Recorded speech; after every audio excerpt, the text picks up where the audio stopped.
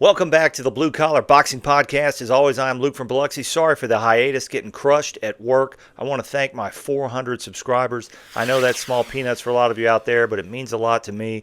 Really enjoying this hobby.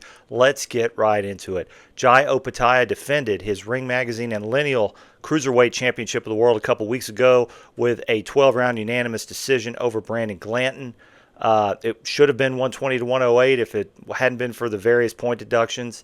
He won every round of the fight, pretty much every minute of the fight, and also wrestled away the vacant Zuffa Cruiserweight Championship for whatever that is worth. So, what are my top five opponents that I'd like to see him fight next? We haven't heard much from Dana White and Zuffa, haven't heard much from Jai Opetaia. Since then, nothing scheduled, nothing on the books. Obviously, my number one choice is the winner of Zurdo and David Benavidez, set to take place this May. That is a big-time cruiserweight championship fight. I favor Benavidez, even though he is not the current cruiserweight. I won't say natural cruiserweight because he's probably a natural heavyweight, but he has the speed, the footwork, and the boxing ability, I think, to outpoint a bigger Zurdo who is lumbering at this point in his career over 12 rounds. So I'd love to see him fight the winner of that fight, and maybe even as a 1A type selection, the loser of that fight, because that would have meaning. I don't expect that fight to be a blowout or even a knockout. So either one would be good, preferably the winner. All right, for my number two selection, I would like him to fight Noel Mikaelian. I'm probably butchering that. He is off a win of Badu Jack, where he won the WBC Cruiserweight Championship. That was a rematch where he lost to Badu Jack in the first fight. He has a win over Makabu, who has been hanging around the Cruiserweight division for a long time. I think that's probably a pretty easy fight for Jai Opetaia, given the fact that the level of opposition is just different. Opetaia coming from a southpaw stance. But it is a unification, and that's what Opetaia wants. We don't know what the IBF's going to do with him. I suspect that they will let him keep his belt and just say the last fight wasn't sanctioned. We'll just see about that. According to certain sources out there, people signed with Zuffa are allowed to fight on ring cards, so I could see that being on a ring card. And you know what? Not a bad fight. Would like to see it. As for my third choice, I would say let's go ahead and move up to heavyweight. This one is going to be a little bit controversial because he's not a big name, at least as far as even casuals would go.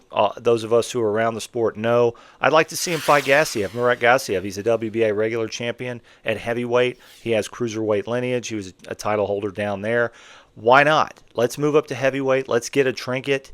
The WBA regular title is going to have meaning because I suspect that Alexander Usyk at some point will retire and probably won't defend that against a mandatory. I'm not even sure if the WBA is going to sanction the fight against Rico Verhoeven. They've been silent about that. So it's quite possible that Gassiev gets elevated earlier than later.